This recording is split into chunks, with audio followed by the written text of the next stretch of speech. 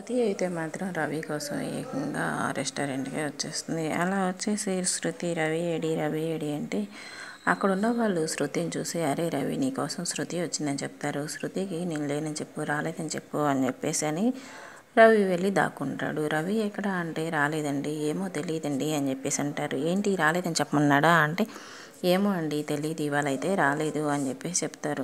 Phone చేస్తుంటే తీయట్లేదే అంటే ఏమో అండి తెలీదు అంటారు. అనటంతోటే సరే అని చెప్పేసి అక్కడున్న ఫోన్ అయితే చూస్తుంది శృతి. అది చూసేసి ఏంటి ఫోన్ ఇక్కడ మర్చిపోయి వెళ్ళాడా? అవునండి రేపు వచ్చినప్పుడు నేను ఇస్తానులేండి అని చెప్పి అంటాడు అతను. లేదులే రవి వస్తే రేపు నేనే ఇస్తాను ఫోన్ అని చెప్పేసి ఫోన్ తీసుకొని వెళ్ళిపోతుంది శృతి. తనని రేపు ఫోన్ కోసమైనా కలుస్తానని ఫోన్ తీసుకొని వెళ్ళింది అని చెప్పేసి అంటూ రవి అంటూ ఉంటాడు. ఈలోగా వచ్చేసి మీనాని ఇంటి దగ్గర కూర్చోబెట్టి మీనాతోటి ఎంతో సంతోషంగా మాట్లాడుతూ ఉంటారు. మీనా వాళ్ళ అమ్మ చెల్లి అలా మాట్లాడుతూ ఉండగానే మా అమ్మ అత్త అందరూ కూడా చాలా బాగుండాలి అని చెప్పేసి అనుకునే మీనాని ఏ రోజు ఒక్కరోజు కూడా వాళ్ళ అత్త ప్రేమగా చూడలేదని చెప్పేసి చెప్తూ ఉంటుంది. రోహిణి మాత్రం కోటీశ్వరుల కూతురని కాలు కింద పెట్టకుండా చూస్తుంది అని చెప్పి చెప్తూ ఉంటుంది. ఇరుగు పొరుగు వాళ్ళు వచ్చి ఏమ్మా మీనా మీ ఆయన నిన్ను అంత బాగా చూసుకుంటున్నాడా, ఇన్ని రోజులు గుర్తుకొచ్చిందా ఏంటి పుట్టిల్లు అంటూ పలకరిస్తారు. అదేం లేదత్తా అని చెప్పేసి అంటుంది మీనా. అలా అన్నప్పుడు ఇక మీనా వచ్చింది కదా కోడిని కోస్తున్నావా మేకను కోస్తున్నావా అంటే అది ఇది అడిగితే అది అని చెప్తుంది మీనా వాళ్ళమ్మ. అక్కడున్న వాళ్ళ రౌడీలు మాత్రం అతనికి చెప్పాలని చెప్పేసి వెళ్తారు. మీనా మీద కన్నేసిన అతనికి చెప్పాలని చెప్పేసి ఇక బండి వేసుకొని వెళ్తారు. మీనా ఒకతే వచ్చింది వాళ్ళ ఆయన రాలేదు అని చెప్పేసి అంటే చెప్పేయటానికి వెళ్ళిపోతూ ఉంటారు. అలా వెళ్ళిన తర్వాత ఇక ప్రభావతి అయితే మాత్రం రోహిణిని పైకి తీసుకెళ్ళి దిష్టి తీసేస్తూ ఉంటుంది. తూ తూ తూ తూ మీనా వాళ్ళమ్మ కళ్ళు వాళ్ళ చెల్లి కళ్ళు అస్సలు మంచివి కావమ్మా, నీకు దిష్టి తగులుతుంది అని చెప్పేసి అని దిష్టి తీసేస్తుంది. ఏమో అత్తయ్య నువ్వు చెప్తుంటే ఏమో అనుకున్నా కానీ కావాలని మరి నా మీదకి వస్తుంది ఏంటి, పదే పదే నా గురించి ఆరాలు తీస్తుంది ఏంటి అని చెప్పేసి అడుగుతూ ఉంటుంది రోహిణి. వాళ్ళ సంగతి నేను చూసుకుంటానులేమ్మా, వాళ్ళని ఎక్కడ ఉంచాలో అక్కడ ఉంచుతాను కదా, నీకెందుకు వాళ్ళ గురించి నువ్వేం పట్టించుకో మాకు. అయినా కానీ వాళ్ళకి బాలు అస్సలు ఇష్టం లేకుండా మీనాని పెళ్లి చేసుకున్నాడు. కానీ ఇప్పుడు మీనా అంటే పడి చూస్తున్నాడు. అది ఏ మంది పెట్టిందో మాయ చేసిందో కానీ వాళ్ళకి అది కూడా అయిపోయింది అంటుంది ప్రభ. అది కూడా అంటే ఏమైపోయింది అత్తయ్య అని చెప్పేసి అంటుంది రోహిణి. అదే అమ్మ అదే శోభనం అయిపోయిందంటే మీనా సిగ్గుపట్టని చూసి అర్థమైందిలేండి ఆ విషయం అని చెప్పేసి అంటుంది. అర్థమయ్యి ఊరుకుంటే ఎలాగమ్మా, మా అత్తగారు చూడు వాళ్ళకి ముందు బిడ్డ పుడితే పొలము ఆస్తి బంగారం మొత్తం వాళ్ళకే ఇచ్చేస్తానంటుంది. అలా కాకూడదు, ముందు నీకే బిడ్డ పుట్టాలి, నువ్వే ప్రెగ్నెంట్ అవ్వాలి, నీ పిల్లలకి ఆ ఆస్తి అంతా దక్కాలి అని చెప్పేసి అంటూ ఉంటుంది ప్రభ. అంటూ ఉండగానే అది వినగానే ఇక రోహిణికి ఎందుకో గొంతులో వెలక్కాయ పడ్డట్టు అయిపోతుంది. అలా అయిపోయిన తర్వాత సరే అత్తయ్య అని చెప్పేసి అంటుంది. అలా అన్న తర్వాత ఇక రోహిణి కిందకి వెళ్ళేస్తుంది. అలాగనే ఇక ప్రభా కూడా వెళ్ళి ఇంట్లో టిఫిన్ వచ్చేస్తుంది. టిఫిన్ వచ్చేసి ఉప్మా చేసి అక్కడ పెడుతుంది. బాలు ఇంటికి వచ్చేసి మీనా మీనా ఏ పూలగంప ఎక్కడున్నావే అని చెప్పేసి అరుస్తూ ఉంటాడు. అరుస్తూ ఉండగానే ఇక బాలు వాళ్ళ నాన్న వచ్చేసి పుట్టింట్లో ఉంది నాన్న అని చెప్పేసి అంటాడు. ఏంటో నాన్న ఇంటికి రాగానే అలా పిలవటం అలవాటు అయిపోయింది అంటంతో అలవాటు అవ్వాలి నాన్న, అవ్వకపోతే ఎలాగా అని చెప్పేసి అంటాడు బాలు వాళ్ళ నాన్న.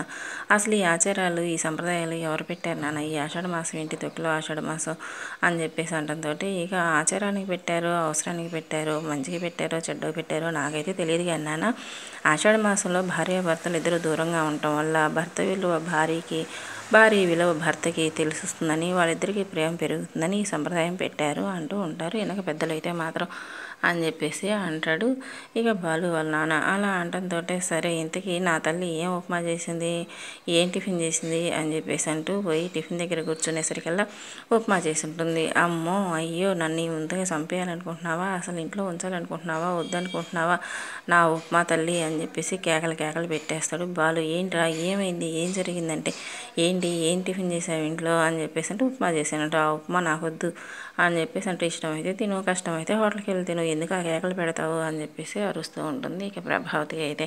అలా అరవటంతో ఆ వేలిరిగినోడికి నీ పార్లర్ కోడలకి పెట్టుకో ఉప్మా, నాకు అవసరం లేదు, మీనాకైతే ఒక న్యాయం నీ పార్లర్ కోడలకి అయితే ఒక న్యాయమా, ఇప్పుడు నీ పార్లర్ కోడలు ఇంట్లో ఉండటానికి వీల్లేదు, లేదా మీనాని ఇక్కడికి తీసుకొచ్చేసుకుంటా అని చెప్పేసి అని గొడవ పెట్టేస్తాడు. ఈ మొండోడితోటి గొడవ ఎందుకులేమ్మా, రోహిణి నా రూమ్లో ఉంటుంది, మలేషియా పంపించాలంటే ఇప్పుడు అంత ఖర్చు పెట్టి పంపించే అంత స్తోమత నాకు లేదు, అన్ని డబ్బులు నా దగ్గర లేవు అని చెప్పేసి అంటాడు బాలు వాళ్ళ అమ్మ అయితే అంటుంది బాలుని ఒప్పించడానికి. ఇక రోహిణిని తీసుకొని వెళ్ళి తన రూమ్లో పెట్టుకుంటుంది. ఏంటమ్మా అని చెప్పేసి అంటే, అరే మనోజ్ ఎందుకురా వాడితోటి గొడవ, నువ్వు సైలెంట్గా ఊరుకో కొన్ని రోజులు అని చెప్పేసి మనోజ్కి అయితే చెప్తుంది. ఇక బాలు అయితే మాత్రం ఇంక అక్కడ టిఫిన్ చేయకుండా వెళ్ళిపోతాడు. అలా వెళ్ళిపోయిన తర్వాత ఇక బాలు మీనా వాళ్ళ ఇంటికి వెళ్ళేసి మీనా వండి పెడితే చక్కగా కడుపు నిండా తినేసి వస్తాడు.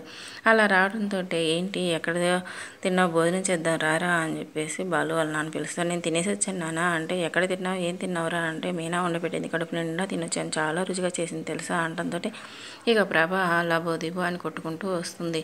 ఏంటి దాని ఇంటికి వెళ్ళావా, ఎందుకు వెళ్ళావురా, వెళ్ళొద్దని చెప్పాను కదా, ఆషాఢ మాసంలో అట్లా వెళ్ళకూడదని చెప్పాను కదా, అయినా నువ్వు ఎందుకు వెళ్ళావు, ఇంట్లో లేకపోయిందా, ఒకవేళ ఇంట్లో నచ్చకపోతే హోటల్లో తినమన్నాను కదా, అయినా అక్కడికి ఎందుకు వెళ్ళావు సిగ్గులేనోడా అని చెప్పని బాలుని తిడుతూ ఉంటుంది. అలా తిట్టడం అయిపోయిన తర్వాత ఇక రోహిణి అయితే మాత్రం ఎలాగోలాగా ఇంట్లో చెప్పకుండా వాళ్ళ అమ్మని చూసడానికి అయితే వెళ్తుంది. వాళ్ళ అమ్మకి హెల్త్ బాగాలేదని వాళ్ళ అమ్మని చూసిన డాక్టర్ దగ్గరికి వెళ్ళి అడుగుతుంది, మా అమ్మ హెల్త్ ఎలా ఉంది అని. మీ అమ్మగారి హెల్త్ పెద్దగా బాగలేదమ్మా, ఆమె ఎప్పుడు ఒంటరిగా ఉండటం వల్ల ఆమెకి బీపీ షుగరు అట్లా ఉన్నాయి, అదిగాక గుండె కూడా చాలా బలహీనంగా ఉంది, అయినా నువ్వు పట్టణంలో ఉంటూ బాగానే సంపాదిస్తున్నావు అని చెప్పేసి అంటున్నారు కదా, మీ అమ్మని కూడా అక్కడికే తీసుకెళ్ళి ఉంచుకోవచ్చు కదా, అలా కాకుండా ఇలా పల్లెటూరులో ఒక్కదాన్నే ఉంచితే ఆమెకి మనోవ్యాధి ఎక్కువైపోతుంది, ఒంటరితనం చెప్పలేని బాధమ్మ, ఎవరికి చెప్పుకున్నా తీరైపోయేది కాదు అది, ఆమె ఇంకా ఒంటరిగా ఉంటే ఎన్ని రోజులు బతకదు అని చెప్పేసి డాక్టర్ చెప్తాడు. అదేంటి డాక్టర్ అలా అంటారు అని చెప్పి అంటే, నిజం అదేనమ్మా, మరి ఉన్నమాట చెప్పాలి కదా అని చెప్పేసి అంటాడు డాక్టర్. ఇక రోహిణికి ఏం చేయాలో అర్థం కాక తల్లిని తీసుకొని వెళ్ళి వేరే ఇల్లు అద్దెకి తీసుకొని పెడుతుందా లేదా ఇంట్లో వాళ్ళని ఒప్పించి తన దగ్గరే పెట్టుకుంటుందో చూడాలి. అయితే రోహిణిని మాత్రం క్షణం కూడా వదిలి ఉండలేని మనోజ్ మాత్రం రోహిణి రోహిణి అంటూ ఉంటాడు. రోహిణి మీద ఉన్న ప్రేమని కొడుకుని చూసి ప్రభావతి అయితే తెగ మురిసిపోతూ ఉంటుంది. అబ్బాయి ఇలా ఉంటే ఫస్ట్ మనవడు నాకు పుట్టడం ఖాయం, మనోజ్కే ముందు పిల్లలు పుడతారంటూ ఊహల్లో తేలిపోతూ ఉంటుంది. చాలామంది మనసులో మగవాళ్ళు కానీ ఆడవాళ్ళు కానీ, ముఖ్యంగా ఆడదానికే ఆడది శత్రువు అన్నట్టుగా ఆడవాళ్ళ మనసుల్లో కొంతమంది జాబులు చేసుకుంటూ ఉంటారు, కొంతమంది ఖాళీగా ఉంటూ ఉంటారు, కొంతమంది హౌస్ వైఫ్ లాగా ఉంటారు, కొంతమంది టైలరింగ్ చేసుకుంటూ ఉంటారు, కొంతమంది పాచి పని చేసుకుంటూ ఉంటారు. ఎవరు ఏ పని చేసుకున్నా జానుడి పొట్టకూటి కోసమే అని చెప్పి అన్న విషయాన్ని గొప్ప స్థాయిలో ఉన్నవాళ్ళు మర్చిపోయి కింద స్థాయిలో ఉన్న వాళ్ళని ఎప్పుడు హేళన చేస్తూ ఉంటారు. నిజానికి ఆత్మవిశ్వాసానికి మించిన మనోబలం మరొకట్లేదు అంటారు. ఎవరి ముందు చేయి చాచకుండా ఎవరు బతికి వాళ్ళు హుందాగా బతుకుతున్నప్పుడు ఒకళ్ళు వేలైతే చూపించాల్సిన అవసరం మరొకరికి ఉండదు. కానీ చూసే వాళ్ళందరూ కూడా అది కూడా ఒక బతికేనా అంటారు. భగవంతుడికి అందరికీ అన్నీ సమకూర్చే రాత రాయాలి కదా, ఏ జన్మలో ఏ పుణ్యం చేసుకున్నారో, లేదా వాళ్ళ తల్లిదండ్రులు ఏమన్నా పుణ్యం చేశారో, లేదా ఏమీ పోయిన జన్మలో ఏమన్నా పుణ్యం చేసుకుందో కోటీశ్వరురాలై పుట్టింది కదా అని కింద స్థాయిలో వాళ్ళని ఎప్పుడూ కూడా హేళనగా చేయకూడదు. భగవంతుడు మనల్ని పుట్టించేటప్పుడైనా పేదవాళ్ళని పుట్టించేటప్పుడైనా కానీ ఎప్పుడైనా ఒంటి మీద బట్ట లేకుండానే పుట్టిస్తాడు. అలాగనే తీసుకువెళ్ళేటప్పుడు కూడా ఒంటి మీద బట్ట లేకుండానే తీసుకువెళ్తాడు.